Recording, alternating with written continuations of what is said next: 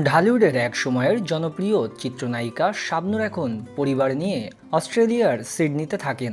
মাঝে মধ্যে দেশে আসেন, আবার কিছুদিন থেকে চলে যান। গত এক দশকে এভাবেই চলছে এই তারকার জীবন। এর মধ্যে হঠাৎ করে অনেকটা চুবিসারে ঢাকায় এসেছেন শাবনূর, তাও মাত্র 8 ঘন্টার জন্য। জানালেন তার এবারের আশাটা অন্য সময়ের মতো ছিল না।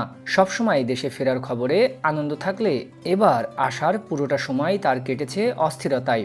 জানা গেছে শাবনূরের এই তাড়াহুড়ো ও হঠাৎ বাংলাদেশে আসার সিদ্ধান্ত তার মায়ের অসুস্থতার কারণে।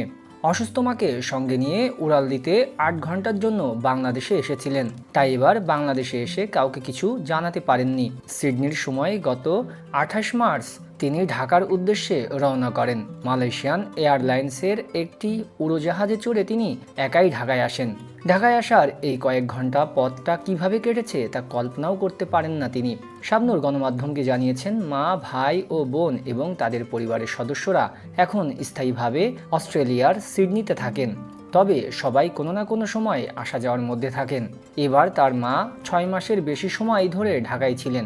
এর মধ্যে 1 মাস ধরে শারীরিক নানান জটিলতায় ভুগছিলেন।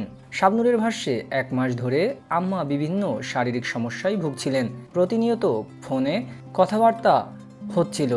ঢাকার বড় বড় হাসপাতালে 3-4 জন বিশেষজ্ঞকে তিনি দেখিয়েছেন, কিন্তু কোনোভাবেই তারা আম্মাকে রোগ ধরতে পারছিলেন না। এদিকে আম্মার শ্বাসকষ্ট বাড়তে থাকে।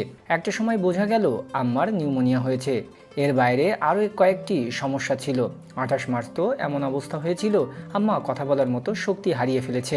শ্বাসকষ্টে একদম কাবু হয়ে পড়েন। সেদিন আম্মার শারীরিক অবস্থা কেমন তা জানতে পারছিলাম না, কারণ তিনি কথাও বলতে পারছিলেন না। আম্মার দেখাশোনার দায়িত্বে যিনি ছিলেন তাকে শুধু বলেছি আমি আসা পর্যন্ত আম্মার সঙ্গে থাকতে, আম্মাকে মানসিকভাবে শক্তি ও সাহস দিতে। এরপর আমি টিকিট খোঁজা শুরু করলাম। সেদিন রাতেই অনেক কষ্ট করে টিকিট পেয়ে যাই। লাগেজ নেইনি, তাই কোনো কাপড় চোপড় নেইনি। বলা যায় এক কাপড়েই ওড়াল দেয়। পাসপোর্ট, টিকিট ও একটি ব্যাকপ্যাক সঙ্গী করে আমার বাসা থেকে এয়ারপোর্টের উদ্দেশ্যে রওনা হই। প্লেনের পুরোটা সময়, ট্রানজিটের সময় কিভাবে যে কেটেছে তা বলে বোঝাতে পারবো না। আম্মার জন্য শুধু দোয়া করছিলাম। যোগ করেন অভিনেত্রী। শাবনূর বলেন, ঢাকায় খোঁজ নিয়ে জানতে পারলাম চিকিৎসকেরা একের পর এক শুধু আম্মার টেস্ট করাতে বলেছে। এক পর্যায়ে হাসপাতালে ভর্তি করাতেও বলেন, কিন্তু এই অবস্থায় আমি কোনোভাবেই হাসপাতালে ভর্তি করাতে ভরসা পাচ্ছিলাম না। আমারও কষ্ট হচ্ছিল। এসেই কয়েক ঘন্টার মধ্যে তাড়াহুড়ো করে আম্মার লাগেজ গুছিয়ে আবার উড়াল দিলাম। সিডনি যাওয়ার পরপরই তার মাকে সেখানকার একটি হাসপাতালে ভর্তি করানো হয়। পরদিন থেকে তার শারীরিক অবস্থার উন্নতি হতে শুরু করে বলে জানান শাবনূর। চিকিৎসকের আন্তরিক প্রচেষ্টায় তার মা এখন পুরোপুরি সুস্থ।